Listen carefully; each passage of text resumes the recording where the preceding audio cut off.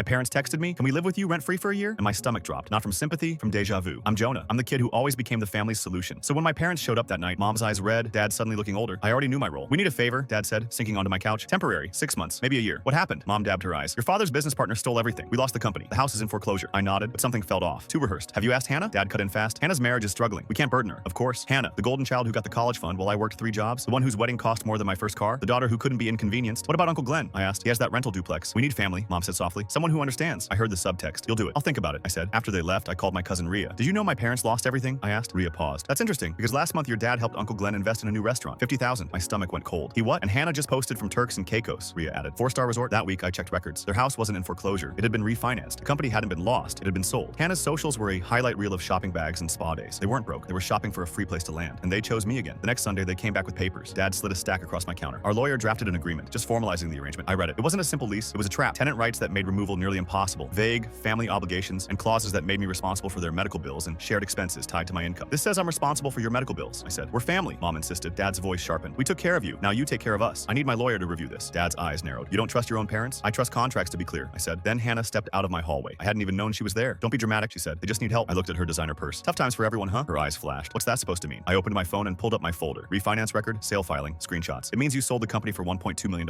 I said to Dad. "You refinanced the house for $200,000, I said to Mom. "And Hannah's spending like there's no tomorrow. But somehow you're broke and need my house." Mom tried the soft voice. "Those numbers are out of context." "The context," I said, "is Hannah burned through what you gave her, and now you want a backup plan." "Me." Again, Dad went pale. "You've been spying on us?" "No," I said. "I'm protecting myself from being used." Hannah stepped forward. "So you're really going to abandon them?" "Abandon?" I repeated. "You mean refuse to be the family emergency fund while you pretend to be destitute?" Mom reached for guilt. "After everything we sacrificed, you sacrificed for Hannah," I cut in. "I sacrificed for myself. That's why I have something you can't guilt me out of." I opened the door. "When you actually need real help, call me. Until then, get out." Dad snatched the unsigned papers. "You'll regret this." I nodded once. "No, I'll regret the years I spent believing I wasn't enough, but not this." They left in silence. Hannah stared at me like I'd broken a rule she thought was permanent. Sometimes the best inheritance is the backbone your family never wanted you to grow.